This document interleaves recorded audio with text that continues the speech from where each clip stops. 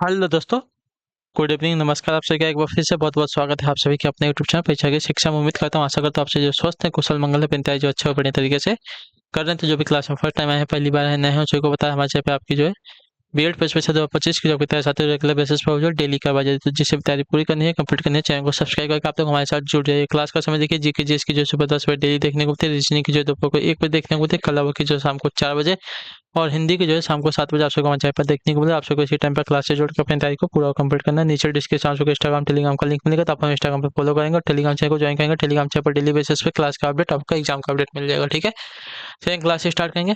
ध्यान से के क्वेश्चन को देख के उत्तर देने की कोशिश करते हुए आगे बढ़ेंगे। पहला क्वेश्चन आपका 51 नंबर, दिल्ली के पुराने किले के भीतर बनी मस्जिद किला एक कुहना का निर्माण किसने कराया था, बताइए। तो इसका निर्माण आपका शेरशाह ने करवाया था। ऑप्शन हो जो बी दिएगा आपका राइट आंसर। किला एक कुहाना मस्जिद पुराने किले की प्रमुख संरचना है, जिसका निर्माण आपका शेरशाह द्वारा 1542 ईस्वी में करवाया गया था। किला एक कुहाना मस्जिद धूसर रंग के क्वार्टरजाइट पत्थरों से बनी एक गुंबद युक्त आयतकार संरचना है। ठीक है, जिसमें लाल और पीले बलुआ पत्थरों का प्रचुर मात्रा में प्रयोग किया गया। अगला क्वेश्चन आपका साथियों 52 नंबर, निम्नलिखित में से किस अधिनियम द्वारा ईस्ट इंडिया कंपनी के व्यापारिक अधिकार को जो है समाप्त कर दिया गया था। तो आपका राइट आंसर हो जाएगा साथियों 1813 के चार्टर एक्ट के द्वारा। ऑप्शन हो जो बी दिएगा आपका राइट आंसर। ठीक है, 1813 के चार्टर अधिनियम के तहत जो है कंपनी के अधिकार पत्र को जो है 20 वर्षों के लिए बढ़ा दिया गया।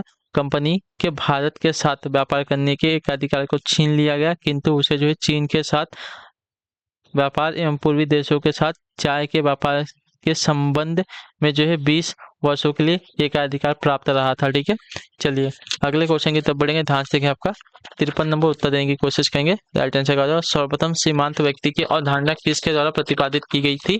तो सर्वप्रथम जो है सीमांत व्यक्ति की अवधारणा जो है प्रतिपादित की गई थी साथियों आपकी रॉबर्ट ई पार्कर के द्वारा। ऑप्शन नंबर जो सी दिया गया आपका राइट आंसर। ठीक है, सीमांत व्यक्ति की अवधारणा पहली बार जो है रॉबर्ट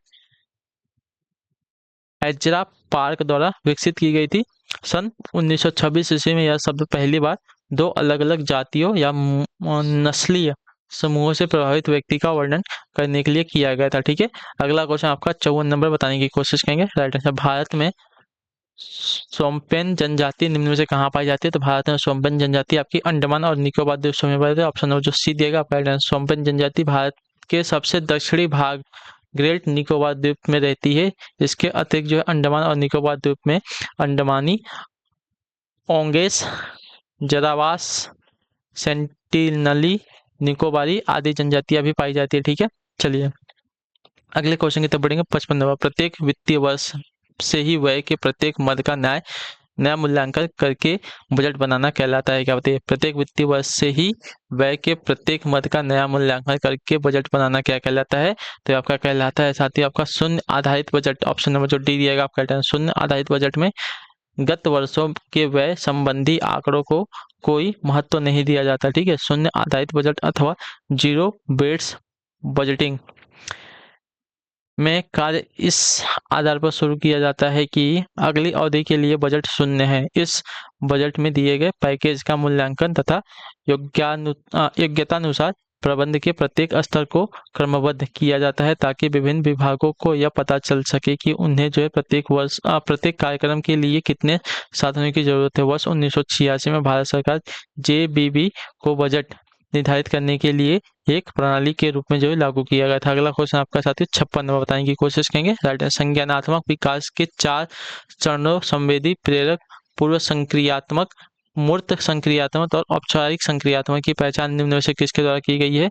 तो आपकी की गई थी साथियों पियाजे के द्वारा। ऑप्शन नंबर जो डी दिया गया आपका राइट आंसर होगा। ठीक है, पियाजे द्वारा प्रतिपादित संज्ञानात्मक विकास की 4 अवस्थाएं निम्नलिखित है। संवेदी प्रेरक अवस्था जो कि 0 से 2 वर्ष की होती है। पूरक संक्रियात्मक अवस्था जो है 2 से 7 वर्षों की होती है। और मूर्त संक्रियात्मक अवस्था आपके 7 से 11 वर्ष की होती है। और औपचारिक संक्रियात्मक अवस्था आपकी 11 से 15 वर्ष की होती है। ठीक है, अगला क्वेश्चन आपका है 57 नंबर बताइएगा। 1857 ईस्वी में अंग्रेजों के विरुद्ध जिहाद का प्रचार किसने किया था। तो आपका राइट आंसर हो जाएगा साथियों मौलवी अहमद उल्ला ने। ठीक है, ऑप्शन नंबर जो ये दिएगा आपका राइट आंसर मौलवी अहमद उल्ला शाह 1857 ईस्वी के सिपाही विद्रोह में जो है अहम भूमिका निभाने वाले मौलवियों में से एक थे। ठीक है, हैदराबाद में शिक्षित शाह को 1856 ईस्वी में अंग्रेजों के खिलाफ जिहाद का प्रचार करते हुए और लोगों के विद्रोह के लिए तैयार करते हुए गांव-गांव जाते देखा गया था। वे एक आपके पालकी में बैठकर चलते थे। पालकी के आगे आगे डंका या नक्कारा बजता था और पीछे उनके समर्थक होते थे, इसलिए उन्हें लोग जो डंका सा या फौजाबादी कहने लगे थे। ठीक है, अगले क्वेश्चन की तरफ बढ़ेंगे। 58 बताइएगा, विकास की किस अवस्था में बुद्धि का अधिकतम विकास होता है? बताइए, विकास की किस अवस्था में बुद्धि का अधिकतम विकास होता है? तो आपका राइट आंसर यहाँ पे हो जाएगा साथियों किशोरावस्था में। ऑप्शन नंबर जो सी दिया गया आपका राइट आंसर होगा। ठीक है, बाल विकास को जो है मुख्यतः 4 अवस्थाओं में विभाजित किया गया है: शैशवावस्था, बाल्यावस्था, किशोरावस्था और पौणावस्था।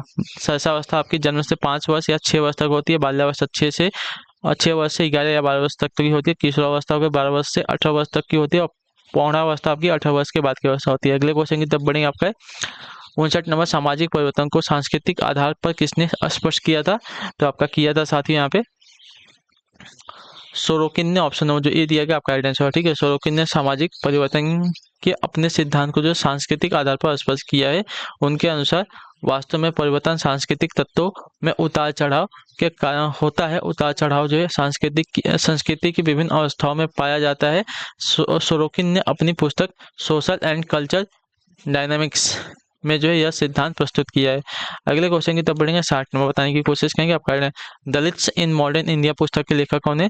तो दलित्स इन मॉडर्न इंडिया पुस्तक के लेखक की अगर बात की जाएगी तो आपका राइट आंसर हो जाएगा S.M. माइकल। ऑप्शन नंबर जो सी दिया गया आपका राइट आंसर। आधुनिक भारत में दलित्स इन मॉडर्न इंडिया पुस्तक के लेखक आपके M.S. माइकल हैं। उनकी अन्य कृतियां आपकी कल्चर एंड अर्बनाइजेशन है, anthropology of conversion in India है। ठीक है, अगले क्वेश्चन की तो बढ़ेंगे। आपका 61 नंबर बताइएगा राइट आंसर का, निम्नलिखित अवधारणाओं में से किस अवधारणा का सीधा संबंध आपका सामाजिक परिवर्तन से है?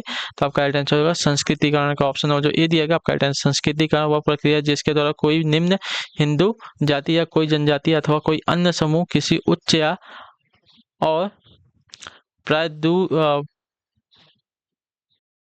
द्विज जाति की दिशा में अपनी रीति रिवाज, कर्मकांड, विचारधारा और पद्धति को बदलता है। ठीक है, तो संस्कृति का सीधा संबंध आपका सामाजिक परिवर्तन से है।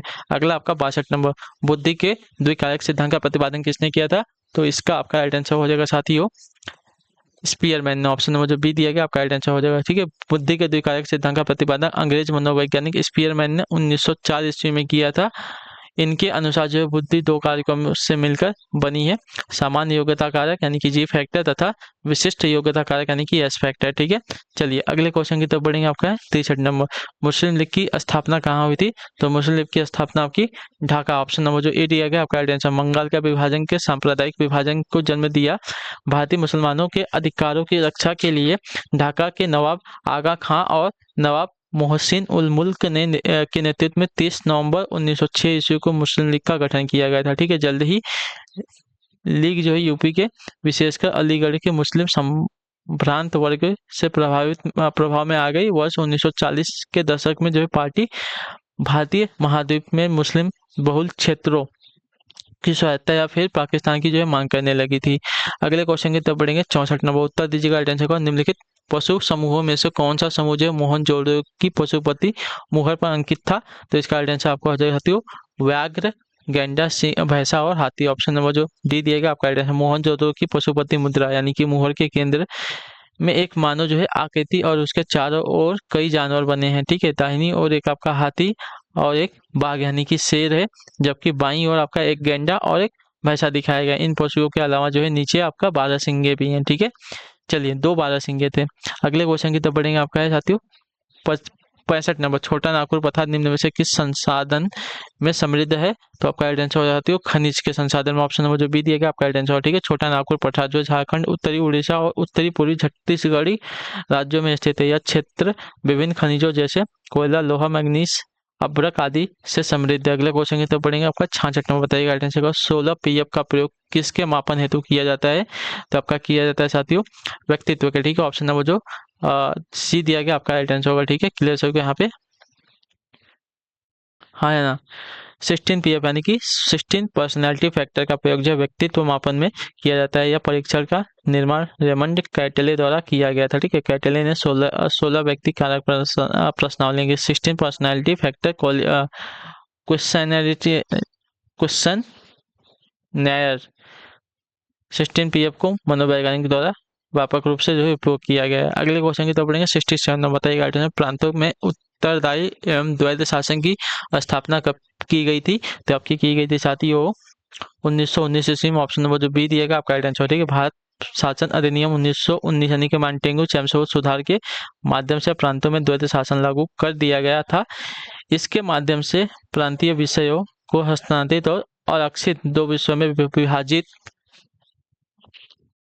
किया गया था। हस्तांतरित विषयों का प्रशासन प्रांतीय विधानमंडल के प्रति उत्तरदायी भारतीय मंत्रियों के द्वारा किया जाता था, जबकि आरक्षित विषयों का प्रशासन जो गवर्नर अपनी कार्यकारी परिषद के माध्यम से करता था। ठीक है, चलिए अगला क्वेश्चन आपका देखेंगे साथियों। 68 68 नंबर बताइएगा। विधवा पुनर्विवाह निम्न में से किससे संबंधित है?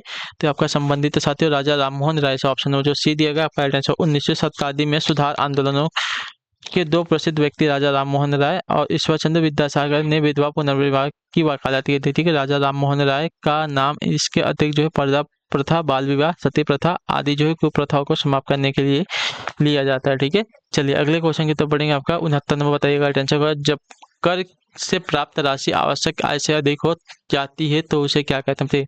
जब कर से प्राप्त राशि जो है आवश्यक आय से अधिक हो जाती है तो उसे क्या कहते हैं? तो उसे कहा जाता है आपका बजट अधिशेष। ठीक है, ऑप्शन नंबर जो डी दिएगा आपका राइट आंसर। सरकार जमा आय के बराबर राशि खर्च कर सकती है, इसे संतुलित बजट के रूप में जो है जाना जाता है। अगर इससे ज्यादा खर्च करने की जरूरत पड़ती है तो बजट को संतुलित रखने के लिए करों के माध्यम से राशि प्राप्त करना पड़ता है। जब कर से प्राप्त राशि आवश्यक आय से अधिक हो जाती है तो इसे जो है बजट अधिशेष कहा जाता है। ठीक है, हालांकि कभी कभी ऐसी स्थिति भी होती है जब वह राजस्व से अधिक हो। ऐसा तब होता है जब सरकार घाटा वाली बजट को चलाती है। ठीक है, चलिए अगले क्वेश्चन की तरफ बढ़ेंगे। 70 नंबर बताने की कोशिश करेंगे। राइट आंसर का ध्यान से देखिएगा। मंदी के समय कौन सा बजट उपयुक्त होता है? तो मंदी के समय आपका बजट उपयुक्त होता है साथियों घाटे का बजट। ठीक है, ऑप्शन नंबर जो बी दिया गया आपका राइट आंसर। घाटे के बजट में एक वित्तीय वर्ष में अनुमानित व्यय सरकार के अनुमानित राजस्व से अधिक होता है। ठीक है, इस तरह का बजट जो है आर्थिक मंदी के समय और रोजगार दर को बढ़ाने में भी जो है मददगार साबित होता है। मंदी के समय में यह बजट अतिरिक्त मांग पैदा करने में जो है तथा आर्थिक विकास को गति देने में सहायक होता है। इस प्रकार के बजट में नुकसान यह है कि इससे सरकार द्वारा अत्यधिक व्यय या ऋण संचय हो सकता है। ठीक है, अगले क्वेश्चन की तरफ बढ़ें। 71 बताइएगा राइट आंसर। सीखने की प्रक्रिया को प्रभावित करने वाला कारक कौन सा है? तो सीखने की प्रक्रिया को प्रभावित करने वाला कारक आपका जो दिया गया है अनुकरण, अभ्यास, प्रतियोगिता, ये सभी हैं। तो ऑप्शन नंबर आपका डी राइट हो जाएगा। ठीक है, सीखने की प्रक्रिया को प्रभावित करने वाले कारक आपके देखिए निश्चित उद्देश्य तथा प्रतियोगिता की भावना है, प्रेरकों का उपयोग है, बालकों की योग्यता एवं क्षमता है, शिक्षक का व्यक्तित्व तथा उसका अनुकरण है, सहायक साधनों का प्रयोग है और अभ्यास है। ठीक है, अगला आपका साथियों 72 नंबर बताने की कोशिश करेंगे। Right answer. अमरावती, हेमावती, कावेरी, भवानी निम्न में से किसकी सहायक नदियां हैं? तो आपकी सहायक नदियां हैं साथियों आपकी कावेरी की। ऑप्शन नंबर जो बी दिया गया आपका राइट है। कावेरी नदी कर्नाटक के कोगांडू कोंगाडू जिले में ब्रह्मगिरी पहाड़ियों से निकलती है। इसकी लंबाई आपकी 800 किलोमीटर तथा यह जो है 81.155 वर्ग किलोमीटर क्षेत्र को अपवाहित करती है। ठीक है, इसकी महत्वपूर्ण सहायक नदी आपकी कावेरी, भवानी, अमरावती, हेमावती आदि हैं। ठीक है, चलिए कावेरी जो है इसकी सहायक नदियां अमरावती, कावेरी, भवानी। अच्छा, कावेरी की जो है सहायक नदियां। ठीक है, चलिए कृष्णा की नदी की जो है महत्वपूर्ण सहायक नदी आपकी कोयना, तुंगभद्रा और भीमा। नर्मदा नदी की सहायक नदियां आपकी कनार, हिरन, बारना, कोलार, दूधी, बंजारे। और तापी नदी की जो सहायक नदियां अमरावती, गिरना, गोमई है। ठीक है, अगला क्वेश्चन आपका 73 में बताने की कोशिश करेंगे। किस प्रकार की वन पट्टी विश्व को अखबारी कागज की अधिकांश आवश्यकताओं की पूर्ति करता है? तो आपका राइट आंसर हो जाएगा साथियों यहाँ पे हाँ, शंकुधारी वन। ऑप्शन नंबर जो ए दिएगा आपका उत्तरी गोलार्ध में उच्च अक्षांशों में भव्य शंकुधारी वन पाए जाते हैं। इन्हें जो है टैगा भी कहा जाता है। ये लंबे नरम काष्ठ वाले सदाबहार वृक्ष होते हैं जो अधिक ऊंचाई पर भी जो है पाए जाते हैं। इन वृक्षों में जो है काष्ठ का उपयोग लुगदी बनाने के लिए जो है किया जाता है, जो सामान्य तथा अखबारी कागज बनाने में जो है काम आते हैं। चीड़, देवदार आदि इन वनों में जो है प्रमुख पेड़ हैं। इनका प्रयोग जो है माचिस उद्योग एवं पैकेजिंग के लिए बॉक्स बनाने के लिए जो है किया जाता है। अगला क्वेश्चन आपका साथी 74 में बताने की कोशिश करेंगे। राइट निम्नलिखित में से किस अधिनियम 2000 भारत के गवर्नर जनरल को अध्यादेश जारी करने की जो शक्ति प्रदान की गई थी। तो आपका राइट आंसर हो जाती है भारतीय परिषद अधिनियम 1861 के द्वारा। ऑप्शन नंबर जो बी दिएगा आपका राइट आंसर होगा। ठीक है, भारतीय परिषद अधिनियम 1861 की प्रमुख यानी कि मुख्य प्रावधान थे। वायसराय की कार्यकारिणी सभा में एक सदस्य की वृद्धि की गई। इस प्रकार जो है कार्यकारिणी सभा में अब कुल जो है 5 सदस्य हो गए थे। ठीक है, गवर्नर जनरल को नियम बनाने व आदेश जारी करने का जो है अधिकार मिल गया था इस अधिनियम के तहत 1861 के। ठीक है, अगले क्वेश्चन की तरफ बढ़ेंगे। क्या देगा भारतीय परिषद अधिनियम 1861 के द्वारा 75 नंबर आखिरी क्वेश्चन, पवित्र व अपवित्र की अवधारणा का प्रतिपादन किसने किया था? तो इसका प्रतिपादन आपका किया था दुर्खिम ने। ठीक है, ऑप्शन नंबर जो बी दिया आपका राइट आंसर। पवित्र एवं अपवित्र की अवधारणा जो समाज शास्त्री दुर्खिम ने दी है। उन्होंने बताया है कि कैसे पवित्र और अपवित्र के बीच जो है अंतर किया जा सकता है। दोनों एक हद तक जो है निकटता से जुड़े हुए हैं, जो धर्म के बीच भिन्न है। ठीक है,